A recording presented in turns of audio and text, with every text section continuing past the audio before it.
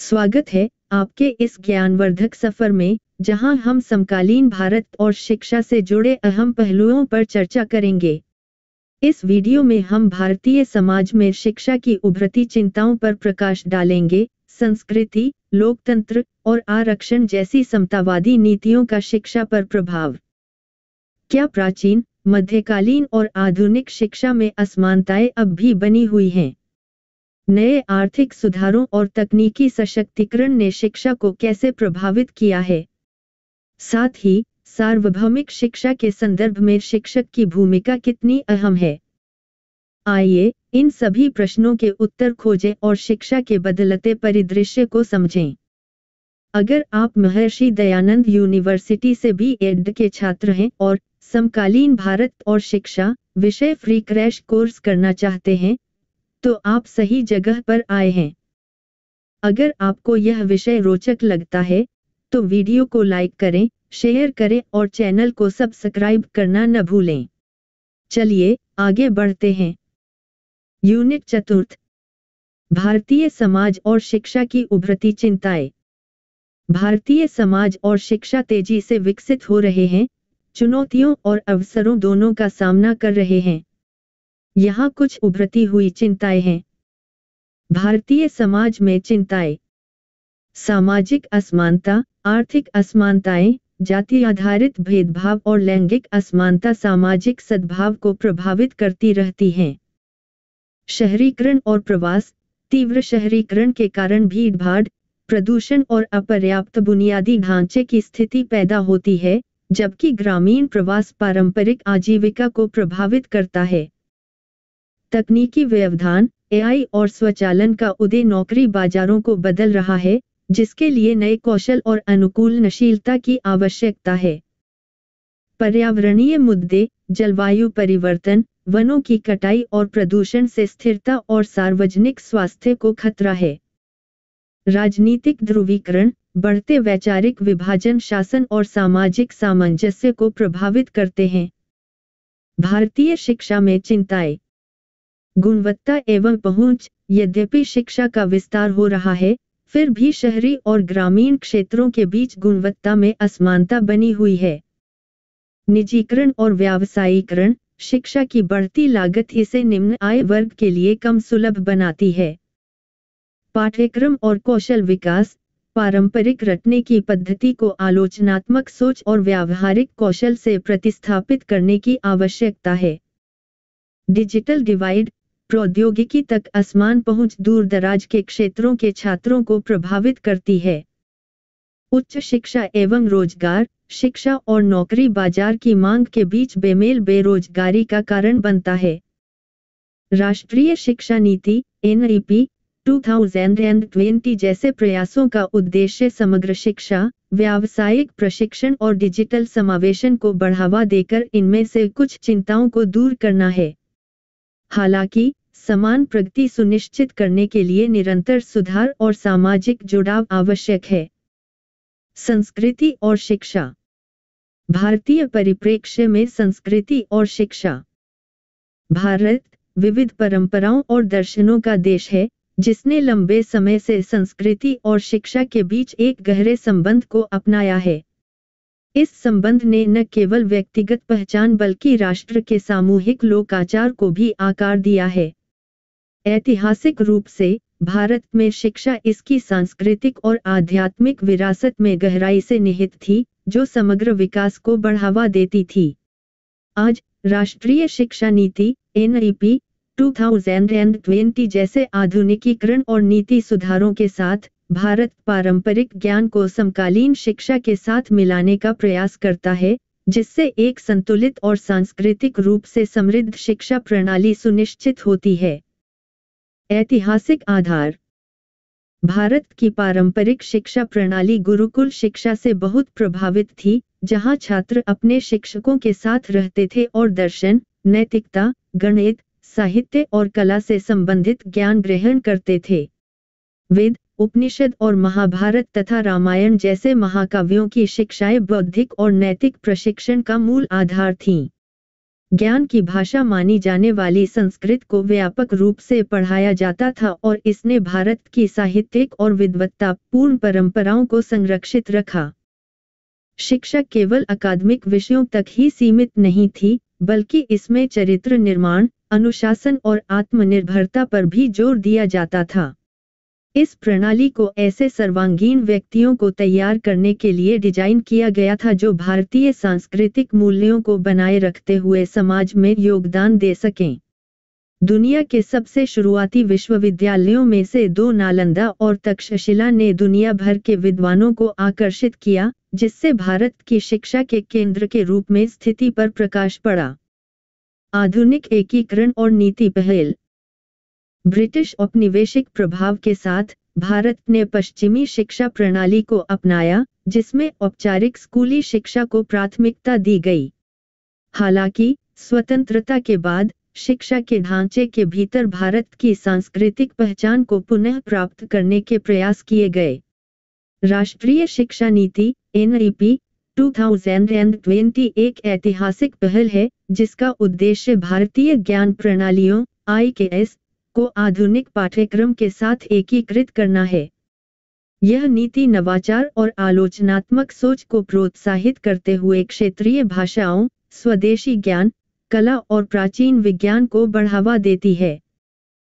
NEP 2020 बहुविषयक शिक्षा पर भी जोर देता है, जिससे छात्रों को STEM शिक्षा के साथ साथ सांस्कृतिक विषयों का पता लगाने में मदद मिलती है। योग, आयुर्वेद और भारतीय दर्शन के पाठ्यक्रमों के साथ साथ संस्कृत और अन्य शास्त्रीय भाषाओं की शुरुआत यह सुनिश्चित करती है कि छात्रों को वैश्विक अवसरों के लिए तैयार करते हुए भारत की सांस्कृतिक विरासत को संरक्षित किया जाए। चुनौतियां और आगे का रास्ता।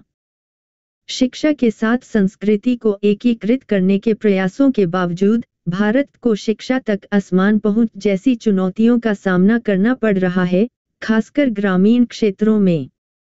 सामाजिक आर्थिक असमानताएं अक्सर छात्रों को सांस्कृतिक रूप से समृद्ध सीखने के अनुभवों से पूरी तरह जुड़ने से रोकती हैं।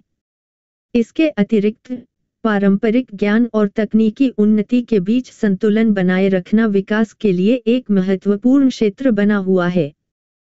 सांस्कृतिक विसर्जन, प्रदर्शन कला और सामुदायिक सहभागिता सहित अनुभवात्मक शिक्षा को प्रोत्साहित करके इस अंतर को पाटा जा सकता है। भारत को समावेशी, सांस्कृतिक रूप से जागरूक और वैश्विक रूप से सक्षम व्यक्तियों को सुनिश्चित करने के लिए अपनी शिक्षा प्रणाली को परिष्कृत करना जारी रखना चाहिए। निष्कर्ष: भारत की शिक्षा प्रणाली अपने पारंपरिक गुरुकुल जड़ों से आधुनिक संस्थानों में विकसित हुई है, जो नवाचार को अपनाते हुए संस्कृति की निरंतरता सुनिश्चित करती है। औपचारिक शिक्षा के भीतर भारत की समृद्ध विरासत को समाहित करके छात्र भविष्य की तैयारी करते हुए अपनी जड़ों की गहरी सराहना करते हैं। आगे का रास्ता सांस्कृतिक मूल्यों को संरक्षित करते हुए प्रौद्योगिकी का उपयोग करने में निहित है, जिससे भारत में शिक्षा एक ज्ञानवान, रचनात्मक और सांस्कृतिक रूप से निहित समाज को आकार देने के लिए एक शक्तिशाली उपकरण बन जाती है। लोकतंत्र और शिक्षा। भारत में लोकतंत्र और शिक्षा आपस में गहराई से जुड़े हुए हैं, जो राष्ट्र की प्रगति और विकास को आकार देते हैं। भारत में लोकतंत्र। भारत दुनिया का सबसे बड़ा लोकतंत्र है, जो राजनीतिक समानता, लोकप्रिय भागीदारी और व्यक्तिगत अधिकारों के संरक्षण के सिद्धांतों द्वारा शासित है। भारतीय संविधान अभिव्यक्ति की स्वतंत्रता, समानता और शिक्षा के अधिकार जैसे मौलिक अधिकारों की गारंटी देता है। यह सुनिश्चित करता है कि प्रत्येक नागरिक को लोकतांत्रिक प्रक्रिया में योगदान करने का अवसर मिले। भारत में शिक्षा। भारतीय संविधान के अनुच्छेद 1 के तहत शिक्षा एक मौलिक अधिकार है, जो 614 वर्ष की आयु के बच्चों के लिए निःशुल्क और अनिवार्य शिक्षा का प्रावधान करता है। सर्व शिक्षा अभियान और मिड डे मील योजना जैसी विभिन्न सरकारी पहलों का उद्देश्य सामाजिक आर्थिक स्थिति की परवाह किए बिना सभी के लिए शिक्षा सुलभ बनाना है। लोकतंत्र और शिक्षा के बीच संबंध। सूचित नागरिकता शिक्षा व्यक्तियों को आलोचनात्मक सोच कौशल विकसित करने, विविध दृष्टिकोणों को समझने और सूचित बहस में शामिल होने में मदद करती है, जिससे लोकतांत्रिक भागीदारी मजबूत होती है। समान अवसर। एक लोकतांत्रिक समाज समावेशी शिक्षा सुनिश्चित करता है, जिससे प्रत्येक नागरिक को सामाजिक, राजनीतिक और आर्थिक भागीदारी के लिए आवश्यक ज्ञान और कौशल प्राप्त करने की अनुमति मिलती है। सहिष्णुता और सम्मान। शिक्षा सहिष्णुता, सम्मान और सहानुभूति जैसे मूल्यों को बढ़ावा देती है, जिससे अधिक समावेशी और सहयोगी समाज को बढ़ावा मिलता है। सामाजिक गतिशीलता। शिक्षा व्यक्तियों को अपनी सामाजिक आर्थिक स्थिति सुधारने, ऊर्ध्वगामी गतिशीलता सुनिश्चित करने और असमानताओं को कम करने के अवसर प्रदान करती है। चुनौतियां और आगे का रास्ता। शैक्षिक असमानता, शिक्षा पर राजनीतिक प्रभाव और ग्रामीण क्षेत्रों में पहुंच की कमी जैसी चुनौतियां बनी हुई हैं। लोकतांत्रिक शिक्षा शास्त्र को मजबूत करना, शैक्षिक पहुंच का विस्तार करना और नागरिक सहभागिता को बढ़ावा देना भारत में लोकतंत्र शिक्षा गठजोड़ को और बढ़ा सकता है। प्राचीन, मध्यकालीन और आधुनिक शिक्षा में असमानताएं। प्राचीन, मध्यकालीन और आधुनिक शिक्षा में असमानताएं। एक भारतीय परिप्रेक्ष्य। भारत में शिक्षा का विकास सदियों से काफी हुआ है, फिर भी विभिन्न युगों प्राचीन, मध्यकालीन और आधुनिक में असमानताएं बनी हुई हैं। इन असमानताओं को सामाजिक पदानुक्रम, आर्थिक स्थितियों और सांस्कृतिक मानदंडों द्वारा आकार दिया गया है। प्राचीन शिक्षा, गुरुकुल प्रणाली और जाति आधारित असमानताएं। प्राचीन भारत में शिक्षा मुख्य रूप से गुरुकुल प्रणाली के माध्यम से दी जाती थी, जहां छात्र अपने शिक्षकों के साथ रहते थे और शास्त्र, दर्शन, गणित और युद्धकला सीखते थे। हालांकि शिक्षा तक पहुंच काफी हद तक जाति द्वारा प्रतिबंधित थी। ब्राह्मणों को वैदिक ज्ञान का विशेषाधिकार प्राप्त था, जबकि क्षत्रियों को युद्ध और शासन में प्रशिक्षित किया जाता था। वैश्यों ने व्यापार और वाणिज्य सीखा, जबकि शूद्रों को औपचारिक शिक्षा से काफी हद तक बाहर रखा गया था। राजघरानों को छोड़कर महिलाओं को सीखने की बहुत कम पहुंच थी। तक्षशिला और नालंदा जैसे प्रसिद्ध संस्थानों के अस्तित्व के बावजूद शिक्षा एक कुलीन वर्ग का विशेषाधिकार बनी रही। मध्यकालीन शिक्षा, धार्मिक प्रभाव और लैंगिक असमानताएं। मध्यकाल के दौरान शिक्षा इस्लामी और मुगल शासन से प्रभावित थी, जिसके कारण मदरसों और मकतबों की स्थापना हुई। ये संस्थान धार्मिक और धर्मनिरपेक्ष शिक्षा प्रदान करते थे, लेकिन पहुंच अभी भी सीमित थी। जबकि इस्लामी शिक्षा गुरुकुल प्रणाली की तुलना में अधिक समावेशी थी, यह मुख्य रूप से मुस्लिम पुरुषों के लिए थी। मंदिरों और पाठशालाओं में हिंदू शिक्षा जारी रही, लेकिन जाति आधारित प्रतिबंध जारी रहे। महिलाओं की शिक्षा में थोड़ा सुधार हुआ, कुछ शाही महिलाओं को साहित्य और प्रशासन में प्रशिक्षण मिला। हालांकि अधिकांश औपचारिक शिक्षा से वंचित रहे। आधुनिक शिक्षा, औपनिवेशिक प्रभाव और समकालीन असमानताएं। ब्रिटिश औपनिवेशिक युग ने पश्चिमी शैली की शिक्षा की शुरुआत की, जिसमें अंग्रेजी, विज्ञान और प्रशासन पर जोर दिया गया। जबकि इस प्रणाली ने पहुंच का विस्तार किया, इसने शहरी अभिजात वर्ग और हाशिए पर पड़े ग्रामीण आबादी का पक्ष लिया। मैकॉली प्रणाली ने स्वदेशी ज्ञान पर लिपिक प्रशिक्षण को प्राथमिकता दी, जिससे असमानताएं और बढ़ गईं। स्वतंत्रता के बाद भारत ने शिक्षा सुधारों में प्रगति की, शिक्षा का अधिकार (RTI) अधिनियम को लागू किया और साक्षरता कार्यक्रमों का विस्तार किया। हालांकि आर्थिक असमानताओं, लैंगिक पूर्वाग्रहों और क्षेत्रीय असंतुलन के कारण असमानताएं बनी हुई हैं। ग्रामीण स्कूलों में अक्सर बुनियादी ढांचे की कमी होती है, जबकि शहरी संस्थान बेहतर संसाधन प्रदान करते हैं। जाति आधारित भेदभाव, हालांकि कानूनी रूप से समाप्त हो गया है, फिर भी हाशिए पर पड़े समुदायों के लिए शैक्षिक अवसरों को प्रभावित करता है। निष्कर्ष: प्रगति के बावजूद भारत में शैक्षिक असमानताएं एक चुनौती बनी हुई हैं। इन अंतरों को पाटने के लिए समावेशी नीतियों, बेहतर बुनियादी ढांचे और गुणवत्तापूर्ण शिक्षा तक समान पहुंच की आवश्यकता है।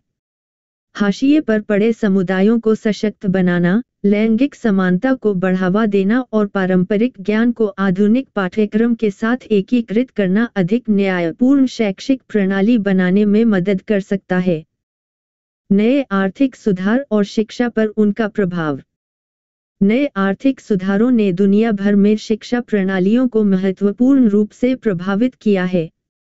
यहाँ कुछ प्रमुख प्रभाव दिए गए हैं। शिक्षा का निजीकरण। निजी क्षेत्र की बढ़ती भागीदारी के कारण निजी स्कूल और विश्वविद्यालय स्थापित हुए हैं। इससे शिक्षा तक पहुंच तो बढ़ती है, लेकिन इससे असमानताएं भी पैदा हो सकती हैं, क्योंकि गुणवत्तापूर्ण शिक्षा महंगी हो सकती है। शिक्षा में बाजार की ताकतें। स्कूल चयन और प्रदर्शन आधारित वित्त पोषण जैसी नीतियां प्रतिस्पर्धा को बढ़ावा देती हैं, जिससे नवाचार को बढ़ावा मिल सकता है, लेकिन निम्न आय वाले छात्रों को नुकसान भी हो सकता है। सार्वजनिक निजी भागीदारी (पीपीपी) सरकारों और निजी संस्थाओं के बीच सहयोग से बुनियादी ढांचे और शिक्षक प्रशिक्षण में सुधार हुआ है, लेकिन शैक्षिक मानकों को बनाए रखने के लिए सावधानीपूर्वक विनियमन की आवश्यकता है। कौशल विकास और व्यावसायिक प्रशिक्षण। कई सुधार शिक्षा को उद्योग की जरूरतों के साथ संरेखित करने, व्यावसायिक कार्यक्रमों और प्रशिक्षुता के माध्यम से रोजगार क्षमता बढ़ाने पर ध्यान केंद्रित करते हैं। तकनीकी एकीकरण। आर्थिक सुधार अक्सर डिजिटल शिक्षा पर जोर देते हैं, जिससे शिक्षा तक पहुंच में सुधार होता है, लेकिन डिजिटल विभाजन के बारे में चिंताएं भी बढ़ती हैं। भारत में राष्ट्रीय शिक्षा नीति (NEP) 2020 का उद्देश्य इंटर्नशिप और व्यावसायिक प्रशिक्षण को बढ़ावा देकर शिक्षा और रोजगार के बीच सेतु बनाना है। यह शिक्षा पर सार्वजनिक व्यय को GDP के 6% तक बढ़ाने का भी प्रयास करता है, जिससे आर्थिक विकास को बढ़ावा मिलेगा। तकनीकी सशक्तिकरण के लिए शिक्षा। भारत में तकनीकी सशक्तिकरण के लिए शिक्षा नवाचार और आर्थिक विकास का एक प्रमुख चालक है। यह प्रौद्योगिकी संचालित दुनिया में कामयाब होने के लिए व्यक्तियों को डिजिटल साक्षरता, तकनीकी कौशल और आलोचनात्मक सोच से लैस करने पर केंद्रित है। राष्ट्रीय शिक्षा नीति (NEP) 2020 ने शिक्षा में प्रौद्योगिकी को एकीकृत करने, कम उम्र से ही कोडिंग, AI और STEM सीखने को बढ़ावा देने में महत्वपूर्ण भूमिका निभाई है। दीक्षा, स्वयं और पाठशाला जैसे प्लेटफॉर्म शहरी और ग्रामीण छात्रों के बीच की खाई को पाटते हुए सुलभ डिजिटल शिक्षण संसाधन प्रदान करते हैं।